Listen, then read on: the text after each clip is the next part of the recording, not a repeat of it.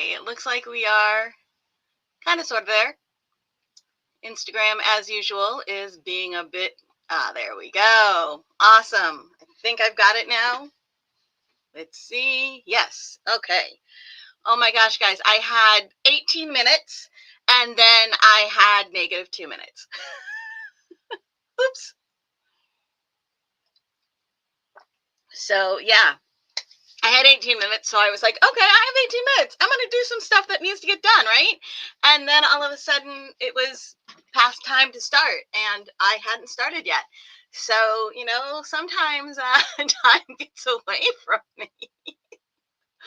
This is what happens when, like, I have like I woke up. I woke up at a reasonable hour. I was like refreshed and good, and I've been getting stuff done. And yeah, then I totally whoosh. Time flew. So today we were going to talk about ways that we can be a little more eco-conscious with our yarn endeavors. Let's see, we have a couple people here. Monique says hello, and Sarah says hello. Hello, Monique and Sarah. Hello, anyone else? We have a couple people over on Instagram. Hello. So, I was gathering some of the things that I have that are awesome to make with scraps of yarn. We have other ideas that I can just tell you about. And of course, I would love to hear any of your ideas about what you do with what you do to make your creations more eco-conscious. It's fine if we pass over yarn as well, like if we go beyond yarn and you want to say a few other things. Obviously, we're going to try to stick to the theme of supplies and such that we use within our yarn creations. But if there's something else you want to talk about, that works as well. So let's see, it's 12:05, which is good. I like to make sure we have a few minutes in the start for everybody to get here. And today it took me a couple minutes to get here because I was gathering stuff and then lost track of time. So first of all, let's think about, there's a couple ways that you can become eco-conscious with your creations. All right. You can be eco-conscious in what you purchase. So, for example, I'm currently doing craft, which is upstairs, using a yarn that is a recycled yarn. All right, it's a lot of the recycled, upcycled yarns that I have seem to come from Barocco or Lion Brand. They both seem pretty good about having some of those. There are brands that specialize in eco-conscious yarns. That might be just because of the way the fiber is produced. Hello, Monica. Of the sustainability of the fiber, of, there's various things that make a yarn more eco-conscious. So you can think about the eco-consciousness of the supplies you buy. You can get wood needles and hooks as opposed to plastic ones. Let's see, Sarah says she was at DFW, Dallas Fort Worth Fiber Fest this weekend and picked up some sea cell yarn made from seaweed. That is really cool. And in addition, I've heard about this. I feel like there was something, this very recently I was talking about this. I don't remember if it was someone sharing it with me or what, but I do remember talking about this recently. Not necessarily with you guys, but I just remember it being a subject recently. There's also the, one second. In the, I think it's in the fall issue that just came out of Crochet Foundry. The daisy skirt is made with, is it sea spray yarn? It's from Barocco. I don't have any right here, but it's a yarn that is made with I think 50% of it is made from sequal, which is like polyester fiber that is made entirely out of ocean plastics. So it's like the yarn itself is like half made out of ocean plastics, which is super cool. So here you're using, yeah, the material is a man-made material, but it's a man-made material that's made from recycling something horrible, which is plastic found in the ocean, right? Monique thinks that the seashell yarn is very cool, and Monica points out that you can use seaweed for so many things. Exactly, there are. I've been hearing about that there are so many things that seaweed is good for. You know, we just, as long as we don't do things that make, you know, I don't know what happens if you use too much seaweed, if like you can, if it's bad for the ocean taking too much seaweed, I don't know. As long as, you know, we're cautious about that as well, obviously. Monique says, has a cotton blend that has recycled plastic. Yeah, exactly. So if you say, you know, you might be somebody who has serious allergies, and so maybe you can't use animal fibers, and, you know, sometimes cotton isn't quite what you want or whatever. And so there are ways to get the things like the polyesters or whatever, like the sequel, which is, I think it's called Sea Spray is the yarn in Barocco, but you can find it from in Barocco. I can't believe I'm having brain fry as to what it's called. I've used it for several things. I really like it. It's a flat yarn, like a tape yarn. It's really cool.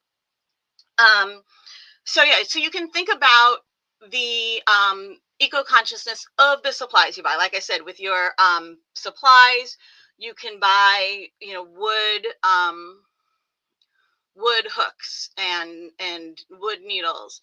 Um, you can even something like buying from Twice Sheared Sheep, where it's a small company and they like hand make a lot of their products, right? So it's not using as much machinery. Putting a lot of those people are working from home, um, creating the various stitch markers and whatever, you know, they're doing that from home, and therefore it's not getting all of the badness into the atmosphere from big companies and such. Oh, this is very cool. Monica says there are commercial seaweed farms. See, people know this stuff, which is awesome.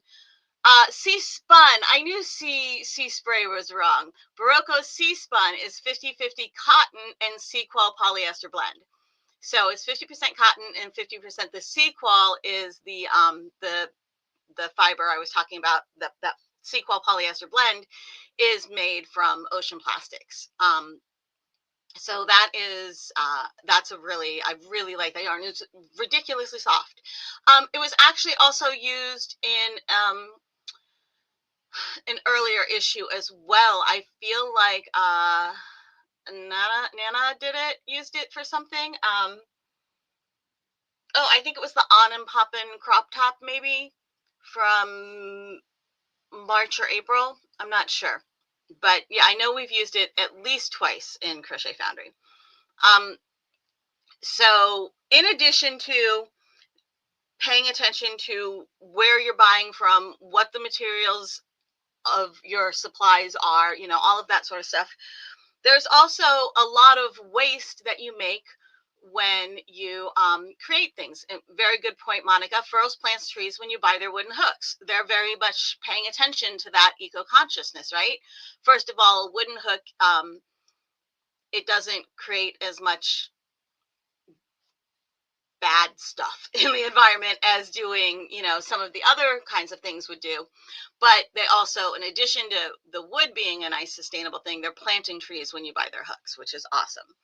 Now, in addition to the supplies that you use, making sure they're a little bit more eco-conscious, there's also what do you do with the scrap, right? With what's left over, things that you would, that, you know, 10, 20, 30 years ago, we would have just all chucked in the bin.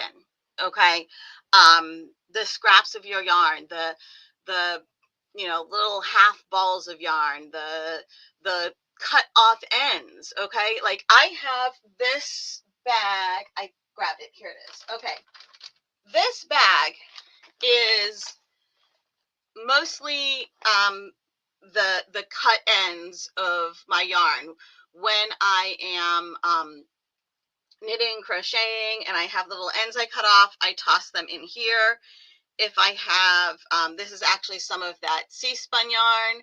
There wasn't enough really left at the end of this one to do anything with, so I just tossed it in here. So there's also, when I tear fabric to cut it, you know, to make it straight, you get all the little pieces that you have to pull off, all the little strings. So I put those in here too. And I use this as stuffing for like amigurumi or for little small toys or whatever. This makes wonderful stuffing. Okay. I saw somebody who had, if you remember back in the 90s, there were those like inflatable furniture. There was that inflatable furniture, like the inflatable chairs and stuff. There was somebody who was saving all of these things, and she was using it to stuff in the inflatable chairs.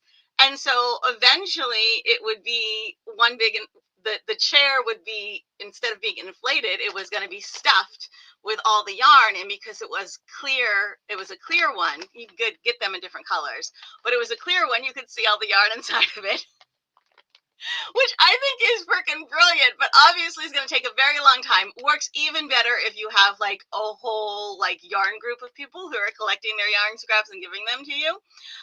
Here, let me see a couple of these things that people have said here. Monique loves being part of the solutions. Keep all your scraps, even if you're going to stuff them in a toy or whatnot. Exactly. Let's see. Use scrap yarn instead of ribbon when you wrap presents. I was going to say that. Very good. See, so like this piece that I said here, that was like the end of the very end of a skein of yarn. That's not enough to really make anything with, but this is definitely enough to tie around a present. Okay, I will often wrap my presents with the brown paper.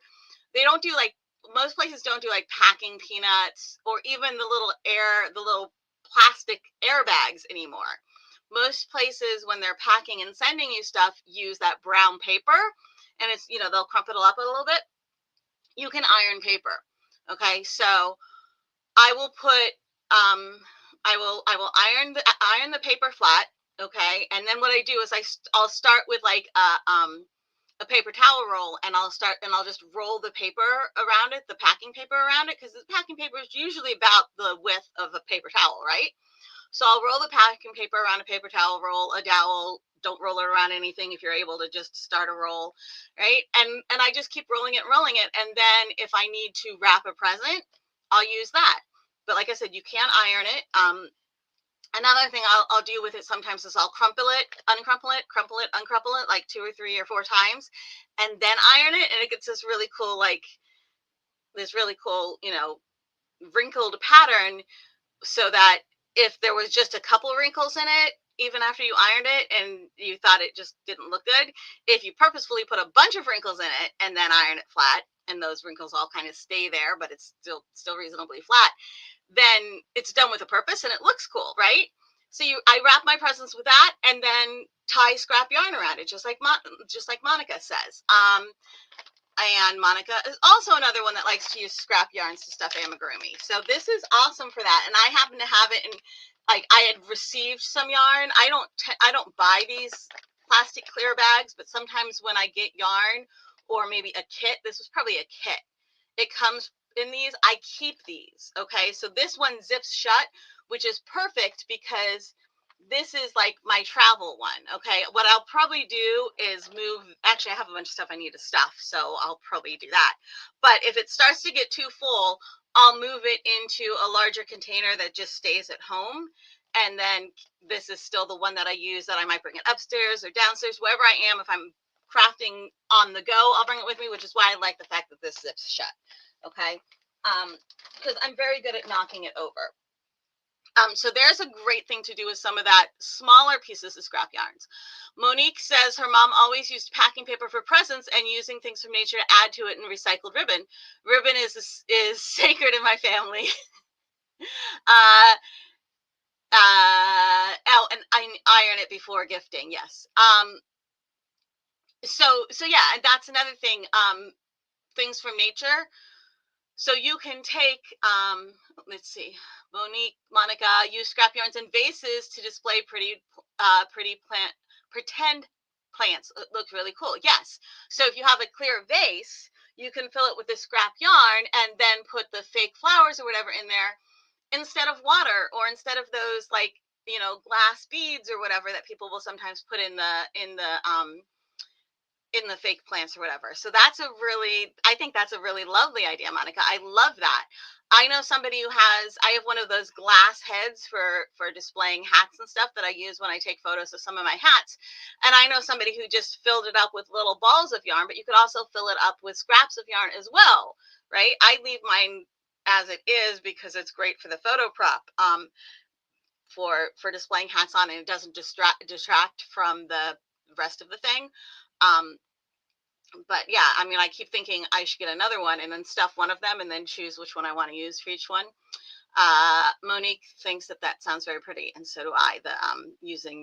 Putting the yarn scraps in vases. Now, if you have scraps that are a little larger, not enough to make a big project out of, but still a little bit larger, there are different things you can do. If you have like something really thick, or like macrame thread or whatever, this is just like a Celtic knot thing, right? And you can see I kind of did some sewing on the back of it to sew the ends down, because I use this as a coaster. This is like a good size for a soda can. Um, what I'm thinking I want to do with some of these too, because I still have some more of this yarn. This was from DMC. It's like a home decor kind of yarn, and there are other home decor yarns as well. If you do something like this and it's not really quite big enough for much, like it's not big enough for my like travel mugs or whatever, it's fine for like a regular water glass, just like a regular drinking glass, or like I said, a can, like a soda can or whatever. But it's high enough up that if you miss it, if you like don't get it totally on, there's enough of a lip from the table to the top of this that your cup might actually tip over. I have had that happen when I put it down kind of halfway on the coaster. So one of the things I was thinking was I could do this, and then I could just wrap in a circle, like just do an outline of, like, 3 or 4 more layers of the yarn around the outside of it. And you can even take something like this and put it onto a piece of felt or whatever. So this summer, when I was at Penzic, there's always this one yarn place, Gwen Aaron, I believe is the name of it. There's always this one yarn vendor at Penzic, and she will usually have like a bin with scrap pieces of felt, because she has kits and stuff as well. And so she'll have a bin with scrap pieces of felt, and she just sells it by the ounce. And so you can take those, you can find those scrap pieces of felt. You can go to thrift stores and rescue things. And, you might have felt at home. You can even buy some felt. Felt is inexpensive. And, if you're, again, paying attention to what you're buying, there are various things you could use for a base for a coaster that you could attach this to. And then that's something for you to, like, you can glue this down and glue on the little thing, an extra couple of wraps around it in order to make it a little bigger. All right. You can also take scraps of yarn if you're and you could make like just draw a little heart on a piece of cardstock on the back of a card. Okay, you get all of your cards, right? You get cards for various holidays and such or whatever. So you can draw a little shape, a heart, a flower, whatever on the card, and then you can glue fabric into it, like the same way the yarn art guy does with his yarn art, right? So you have your little flower, heart, whatever shape that you drew on a card, and you make sure the back side of it is either what you're going to see as either a pretty picture or as just a solid color. You know, there's usually like the white, plain white back or whatever, the plain white section that you write. Usually the inside of the card is plain white, okay, or plain whatever solid color. So if you draw your heart on the decorated sides or your flower or whatever, and then you glue your little yarn into it to make the design, all right, you can even like trace the outside, glue down like the exact outline with the yarn, and then even just cut up. You can just put a thin layer of glue inside the design and then just clip little pieces of yarn in there to make it kind of like confetti and smush it down. And then once it's all totally dry, you carefully cut around your shape. Okay, you can cut it first, but I like waiting until afterwards because then I can hold the thing down. The extra part I can use to hold it down while I'm doing stuff. It's a lot easier to work with that way. So once it's all dry, you cut out your little shape, and then you take one more little scrap piece of yarn and a sharp needle, and you poke it through, and you make it a little hanging ornament. And if you use the white side on the back, you can write a little, you know, thank you, or, you know, Christmas 26, love the Smith family, or whatever. It's a great way to use those little scraps of yarn. So there's that. And then if you have some, you don't even need the little tools, but like this is a tassel maker, this is a tiny pom-pom maker.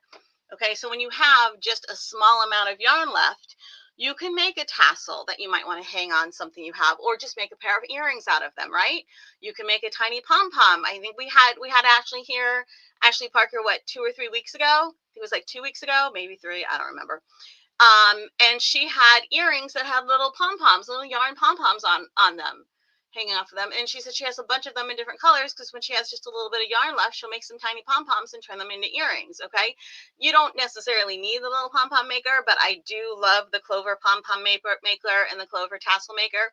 Yes, they are made out of plastic, but they are not disposable items. Okay, so I'm fine with these being made out of plastic because I'm not perfect, but they help me to be more eco-conscious with my yarn scraps by making like the tiny little pom-poms you can hang off the end of a bookmark, or tiny little tassels. Like I said, ends of bookmarks, earrings, hang them, you know, they can be on the points of a shawl, or you can make a scarf that just has a whole bunch of pom-poms or tassels hanging off the ends, or whatever. You just keep them. Like I will sometimes just make a bunch of little pom-poms or whatever, or even, you know, if I have like, you know, this much yarn left, I might crochet up a bunch of little flowers, maybe a couple little hearts, whatever I have a little tiny pattern for. I might crochet up a bunch of them. And then I have a little drawer here that I keep all of those in. And when I need it for something, I have it. Again, you could starch it and make it into jewelry. You can glue it onto a card. You can just run a string through it and tie it on. Like when you use that ribbon to wrap around the packaging paper that you use to wrap your present, you can hang the little heart or flower or whatever that you crocheted off the ribbon.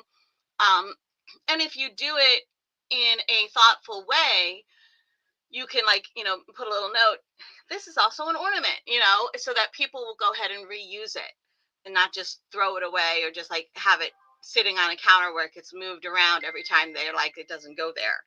All right. So there's more ideas for these little scraps of yarn. Let's see, anything else? Monica says pack rat, so she saves everything, and Monique agrees. Sarah, love the Clover pom pom maker. Yes, all of the everything Clover makes, everything I've used that Clover has made, I have been very happy with. I do like them, and I like the company, and I like the people that I have worked with, so that's a good thing.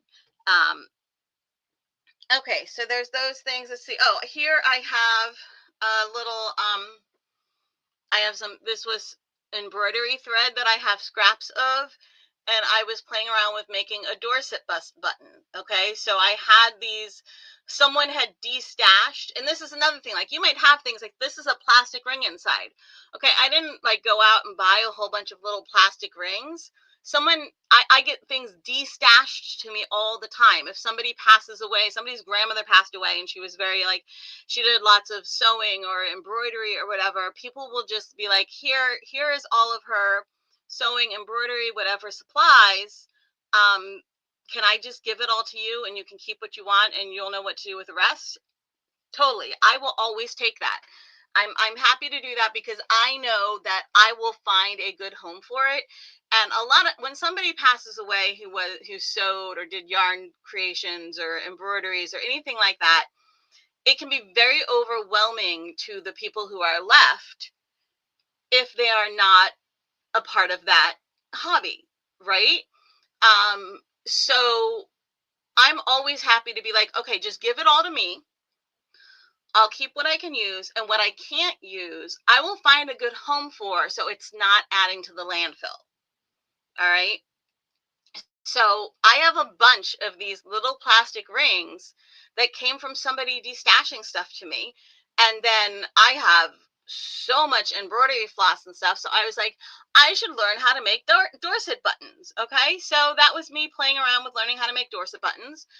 And now I can make these and use these on my creations. Okay. So all of that is just, this is all stuff that was destashed to me.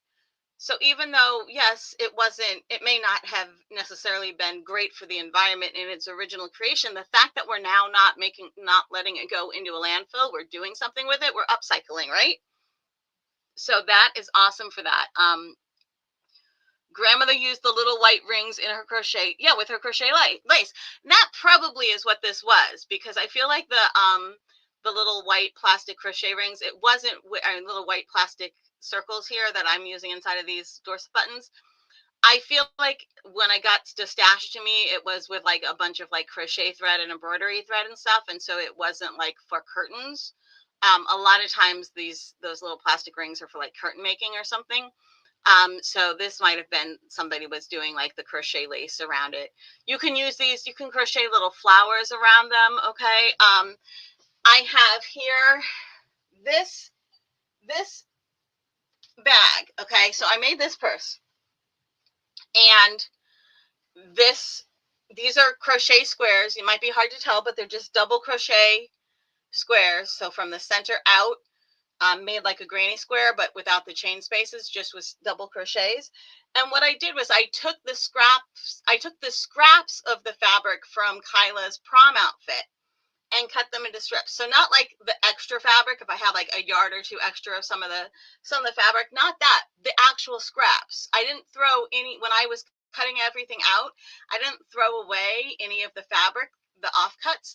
I kept it all, and anything that was big enough to make like a 2-foot long strip with, I cut and made a strip. And like in some cases, depending on the fabric, some of them I was able to kind of cut in like a spiral. It might have been like a triangle, and I kind of spiraled within the triangle to make a really long strip. It depends on the fabric as to whether or not that will work. Some fabrics that works for, some fabrics, if you cut it at an angle other than straight, it just pulls apart if you cut it that thin. Okay, so depending on the fabric, a lot of the fabrics that I used for her prom outfit, I was able to cut at different at any angle.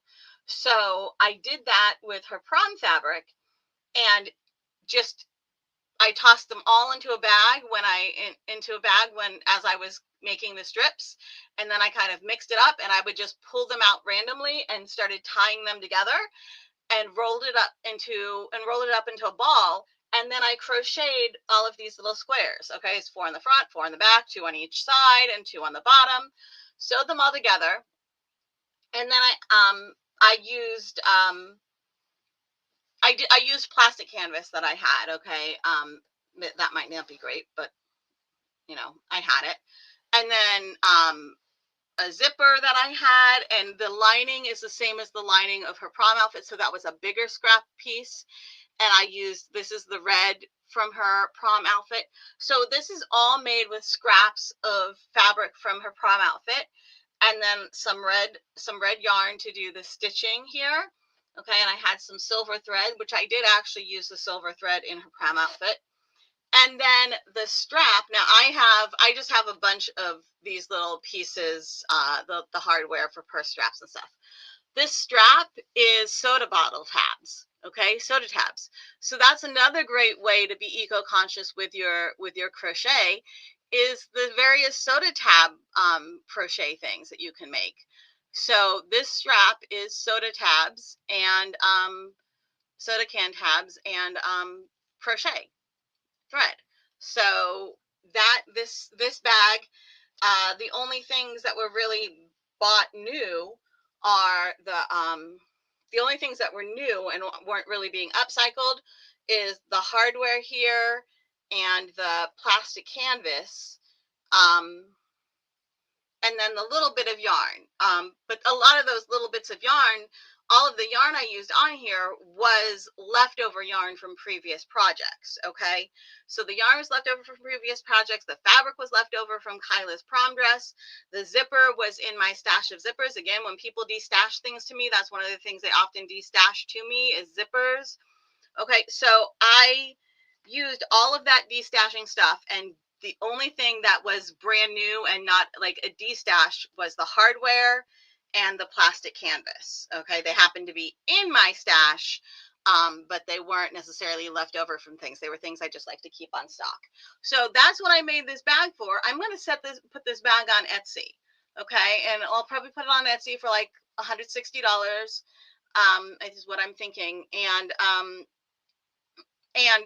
while it took me, I mean, that's a reasonable price because of the amount of time it took me to make it, okay?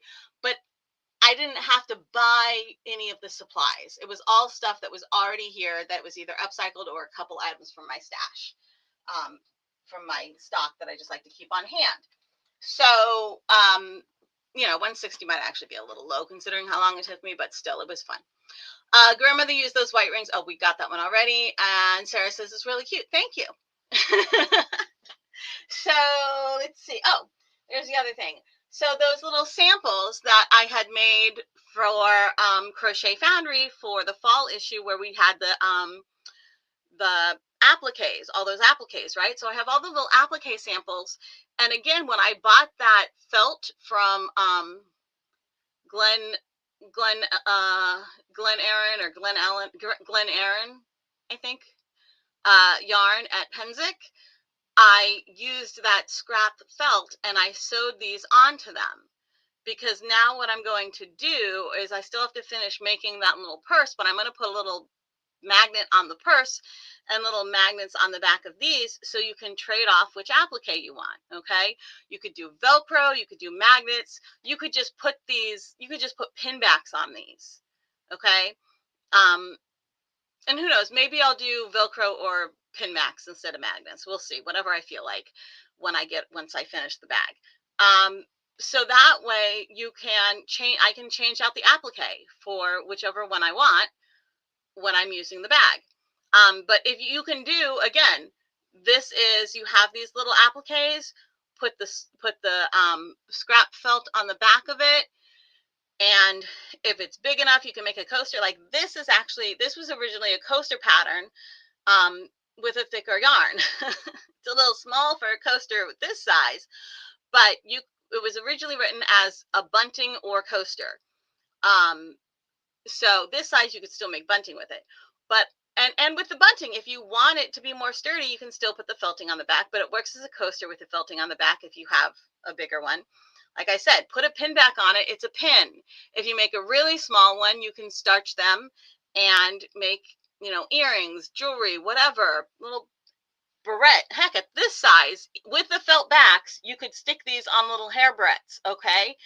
And these all use just scrap amounts of fabrics. And if you have some leftover beads, if you have some, scrap beads lying around, again, you can use small amounts of beads. You only have a couple of this color, a couple of that color, you can use those. If you do diamond art and you have those leftover extra little gems and you're like, I don't want to just throw these away, what should I do?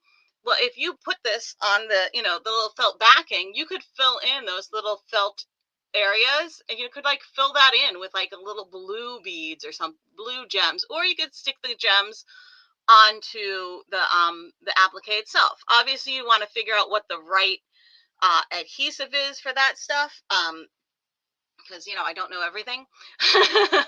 But wonderful ways to use those really small pieces of yarn or whatever is doing all of those things. There was something else I was going to say with the appliques, and it has gone out of my brain. Well, just the appliques are a great way to use scraps of fabric, obviously. And appliques they can be stuck onto cards. And like if you're say you're doing a Valentine's Day card, and so you want to put some crochet hearts on the Valentine's Day card. Well, great. Rather than just sticking it onto the card and it's going to go, in the trash with the card. If it's somebody who is going to keep the card, then maybe you do just stick it on the card. But in most cases, like you're doing it for like your niece or somebody, then that's when you take these and you put them on a barrette or you put them on a pin and you attach that to the card. And so it's part of the card, I heart you very much, or, whatever you want it to say. Um, but then, you put a little note in there, hey, the heart is on a barrette or on a pin back. Make sure you take it off and keep it. And then your little niece, once she's happy and done with her little card, can put the little heart on her hair, in her hair or whatever. Or maybe she opens the card up, and inside the card is a little pair of earrings or whatever. So think about those sorts of things. It's a great way to use that little scraps of fabric and make something that's great to have for gifts. Like these sorts of things, if you're just sitting in front of the TV or chatting. I like to have my hands doing stuff all the time. My husband and I like to just like watch shows together in the evening, and he'll just sit and watch the show, but I will be crocheting or whatever while we're watching the show. And that's a great time to be like, okay, well, I finished this project that used a whole bunch of, this yarn here. And now that I have a bunch of this yarn left over, I'm just going to make up I'm just going to make up as many shamrocks as I can with the leftover. And then I will, stick them on pin backs. I mean, honestly, I have seen plenty of people who use a safety pin as a pin back. Okay, so you finish up your little shamrock, you sew the side of the safety pin that doesn't open onto the pin back so that the open side will still open, right? So there's the little front piece, and then the straight, and then the back piece, and then the other straight, and that straight is the one that pops in and out. So the straight that doesn't pop in and out, you sew onto the back of your little pin, and then that way people can just use the safety pin to pin it on. And you can make a whole bunch of your little shamrocks, and you can either starch them or put them on felt or whatever, toss them onto little pins, and now you have those. Maybe you have like a little stash of, in case of emergency gifts, you have those so that when somebody invites you over for a fun little gathering right around Shamrock Day, St. Patrick's Day,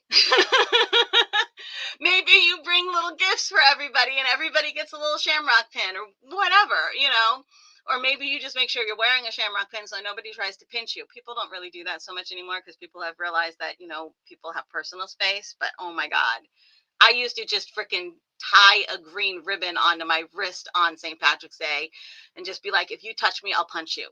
When I was a teenager, man, I was like, anybody pinches me, they're getting punched. Even if I didn't have the green ribbon, but I was told that I shouldn't punch people if I don't have green on and they pinch me, but I think that's BS. I think if they pinched me, whether or not I had green on, I was free to punch them. I maybe had a few anger issues as a teenager. I don't like it when people invade my space if I don't want them to invade my space. And the people who pinch you because you're not wearing green are never people you like. They're just people looking for a reason to be mean. So anyway, Shamrocks. So there you go. There's just so many ideas. And with the starch, I keep saying you can starch things. You can look up online. There are starches that can be made from like cornstarch. Cornstarch is starch, right? There are various starches you can make at home. That will totally work if you or if you happen to have starch, you have starch. I mean, like there's the spray starches and stuff, and just pay attention again. Pay attention to what you're buying. There are some spray starches that are aerosol and probably not great for the environment. But then there are pump spray starches, and there are even now, excuse me, hiccups. There are nowadays aerosols that aren't like horrible for the environment, like the way that the aerosol, it used to be anything that was aerosol was automatically definitely bad for the environment. It had something to do with the way it was made. I don't really remember. Again, I don't know everything, but I know that there are now some that are a little bit better. Sarah, hey, you warned him about the pinching. Yes. Don't pinch me, man. I don't like pain. At least not getting it. um. So yeah, you don't have to make everything and be 100% eco-conscious with everything. You don't have to feel bad if you bought starch. But maybe when you buy the starch, just pay attention to what you're buying. All right. There's some that aren't great for the environment and some that are a little better. So try to find something that's a little better. All right. And again, if you want to make it, you can make it, but you don't have to make everything. And if the only thing you can afford, if the only starch you can afford is a starch that's, whatever is at the dollar store or whatever, okay, fine, do it. Buy the starch from the dollar store. You're upcycling all of this leftover yarn. You're still being a good human, all right? And you're still bringing joy to people with your wonderful little shamrocks or hearts or teacups or mermaids or fish or teddy bears or top hats or whatever your little appliques that you're turning into whatever are. So another thing with the eco-consciousness is to contact your local schools, your local libraries, your local senior centers, even like your local hospitals that might have a any sort of rehab attached to them. It can be drug rehab, mental rehab, anything like that. Contact them and find out what they take as as craft donations. Some places will take, like, if you're the person who just likes to have the yarn on hand that you are going to use, and when you are done, there is a half ball left, and you don't want to keep that half ball, and you don't want to make the little things out of it, you just want it gone, then that half ball of yarn, there is some art department, some therapy thing, something somewhere that will take it. All right. And so those are great places to find those, to ask. Senior centers, libraries, retirement homes, there are places that do therapy that might include art therapy, so rehabs, mental, medical, even physical therapy, because if it's got to do with your motor skills or whatever. So just contact. They're not going to be mad at you for asking if they want a donation. I mean, make note of it so you don't call them every single year to ask them if they take it. But if you're not going to use it, rather than tossing it into landfill, do that. Okay. And pay attention when you have friends who are collecting things, because maybe you have a friend. If you go to a yarn group every week, if you have friends locally who knit, crochet, who do crafts or whatever, then ask them, hey, does anybody collect? Does anybody keep the little scrap cutoffs of their yarn? Does anybody collect soda tabs? And that way, and then you can be, rather than throwing away the scrap yarn, you can have yourself a little, bag that you toss everything into. And then when it gets filled, you bring it to your yarn group and you give it to the person who's collecting them and using them to stuff their amigurumi with. And if somebody's making soda tab belts, then whenever you have a can of soda, you can just like take the tab off, toss it in a little bag, and again, bring it over to the person, whatever. So those are just, some ways that I like to upcycle within my crafting to just be a little kinder to the to the world. And even like these hats that I've made, these are, again, this is, a lot of this fabric is fabric that was destashed to me, or I will go to a thrift store and I'll buy sheets, or sometimes there's like curtains, like the lighter weight curtains will sometimes work for this. I'll go to thrift stores and I'll look at things that have large amounts of fabric, such as sheets, curtains, that sort of stuff, and see if that fabric is something that is going to be useful to me. And so then I'll take that. And sometimes they just have fabric. Sometimes they just have pieces of fabric at the thrift store. And a lot of times, like I said, a lot of times people destash. I had somebody a couple years ago whose grandmother did quilting, and they had passed away, and so they destashed to me a whole bunch of quilting fabric. So I have all this quilting fabric that I'm now, tearing into these strips and turning it into yarn to make these hats. So those are, again, it's ways you can be more eco-conscious with your crafting, in both what you're using to craft with and what you're doing with the the leftovers from your crafting. Okay. And like I said, you don't feel like you have to do everything. Even one little thing, even just starting, you're like, hey, you know what, I make amigurumi all the time, and not only is it going to be better for the environment and more eco-conscious if I just keep all the little cut off ends and use that to stuff them, but it's also going to end up saving me some money because I don't have to buy as much stuffing, right? So now I'm just going to always have a little, I don't always remember to bring this with me, so I have just like little mugs, because we have so many mugs in this house, right? So I'll have like just a little mug by the various places that I craft at, where I sit in the living room. I have, well, the mug actually ended up with crochet hooks in it over there, because I usually end up having this down here. But I'll just have a little mug with me, and then that way I'll toss the things in the scrap of yarn in there, and then I'll, bring it, toss it in here and put the mug back. But keep all those little scraps, even if that's all you're doing is keeping all those little scraps, because hey, you do make amigurumi. So why not? It's something. Just think about those little things. If you're normally the person who just, gets rid of the half balls, if you don't like having all the extra stash of yarn, then find somebody else who would take it. Just do what you can, but do what you can within your own your own time limits, your own emotional bandwidth, your time limits, your financial limits. Okay. We can't all buy the most eco-conscious, environmentally friendly version of every single thing out there. Because unfortunately, a lot of times that stuff is more expensive. The reason why we have so much crap that's horrible for the environment is crap that's horrible for the environment is really cheap to make. Okay.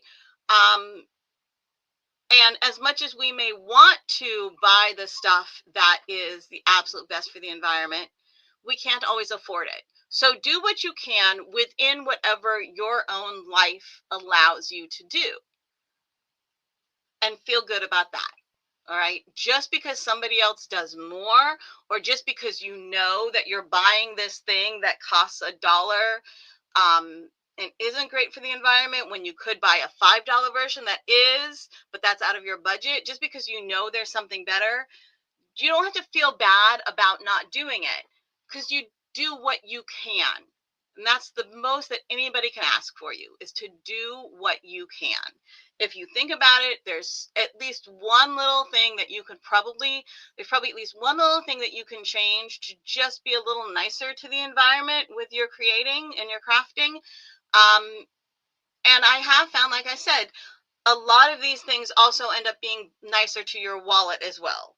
When it comes to like buying the starch or buying the materials or whatever, not always, but when it comes to using your scraps to make little things that you can use as gifts, okay, now you don't have to go out and buy a gift. Not only do you not have to go out and buy a gift, but if you're making them as you end up with the, this little thing left and you make a bunch of shamrocks, and this little thing left and you make a bunch of hearts, and this little thing left and you make a bunch of flowers, and then you stick them all on a safety pin. You take a little bit of needle and thread and sew a safety pin back on to make them a bunch of pins. Okay, you maybe bought the thing of safety pins, probably at the dollar store. Like, you can do that and have a whole stash now of these awesome little gifts. And especially if you have kids who are always needing, like, I need a gift for this, I want to do that, da, da, da, da, da. Awesome. Or you can make earrings or whatever you want to. Just, or you're done, you have this little bit left, and you just make a whole bunch of pom-poms, and then at some point you're like, ooh, I want to decorate the mantle, and look, I made pom-poms with all of these, and I can just string them up on a piece of something, and now I have these little pom-poms to decorate my mantle with. And that all didn't cost you anything, because it was all the scraps left over from whatever you made with this, right? This was otherwise just going to sit around and collect dust or get thrown away and add to the landfill. Instead, you made a bunch of pom-poms or whatever out of it, and now it's got a second life. And so those sorts of things, a lot of this stuff can actually save you money as opposed to costing you money. And some of it costs. And there are things that take time, and sometimes you have money and not time. Sometimes you have time and not money. Sometimes you don't have either, and so it just gets pushed to the back. And then when you have a little bit of time, you can call around and find out who will actually take it as a donation. Figure out what you can, and that's all anybody can ask of you, to just be a little bit better. If we all just work on being a little bit nicer to the environment, a little bit nicer to each other, a little bit nicer to ourselves. Okay, like I said, don't be mad at yourself. Don't feel guilty because you can't do everything. Be proud of yourself for what you have done and for helping to teach and educate others. Okay, I might not be able to do a whole lot of everything. I might not have all the time and the money and everything to be able to do everything, to be the most eco-conscious person. But the fact that I just taught all of you all of these things, and you guys might take one or two of these ideas and put them into place, I can feel good about that. I feel like I have done something really good for the environment today, and maybe even really good for your pockets by giving you all of these ideas. Maybe one of you is sitting there going, oh my God, I always felt bad that I couldn't, always wanted to be able to give little gifts when I invite people over for Valentine's Day dinner. And it never occurred to me that I could just crochet up a whole bunch of hearts and put them on a safety pin and call it a pin. And now I can give those to people when I invite them over for dinner. And I'm so excited, so I can feel good about that. All right, so be nice to yourselves. Just, if we can all just find a way to be a little bit, little bits and pieces of improvements wherever we can, we're just making the world a little better, right? I feel that a gift like that is so kind and thoughtful, plus it's great for the earth. Exactly. I mean, can you imagine that you invite a whole bunch of people over to watch Irish movies for St. Patrick's Day? Okay, you have a St. Patrick's Day themed movie and game night, and one of your guests comes over, and they call before they come over, and they're like, hey, how many people are going to be there? 8? Is that including me and you? Okay, 10. All right, cool beans, thanks. And then they show up and they have, a whole bunch of little shamrock pins for everybody. How cool is that? Doesn't that, that's so cool, right? So, yeah. And then they're like, oh yeah, there's just some scrap yarn I had lying around. And, you feel so cool when you're that person. And when you're one of the other people at the event, they feel like, oh my gosh, this is so sweet. They go to work the next day. They're like, I went to this super fun St. Patrick's Day themed party, and one of the guests brought us all these pretty little hand crocheted little shamrocks. They might even say hand knitted little shamrocks, and we'll forgive them for that. Angela says, oh, great video. Jessie gave me some ideas for some fun, inexpensive gifts and friends. I've been saving leftover yarn and wondering what to do with it. I am so glad. Oh, Angelica. Sorry about that. That says Angelica, not Angela. Angelica, I am so glad that you got some ideas from it. See, and that's all I'm trying to do here is give some people some ideas. It is not my intent to make anybody feel guilty for not doing everything. Hopefully I can make you happy by giving you some ideas of some things that may work well for you. So I think we're going to call that a day here. And if you missed it, if you were like, oh wait, there was something she said that I really liked at the beginning and I forgot because she just doesn't stop, you can go to YouTube and the Jessie at Home Crochet Foundry YouTube channel. You can watch the replay of this. After it's over, I will go and toss it into the Lunch with the Foundry playlist, and you can watch the replay and get that information. There is also a link in the description of this video on YouTube that, yes, Monique, I'm going to get to that in a second. There's a link in the description of this YouTube. Next week, there is an eco-conscious, I think, eco-conscious crafting or business week.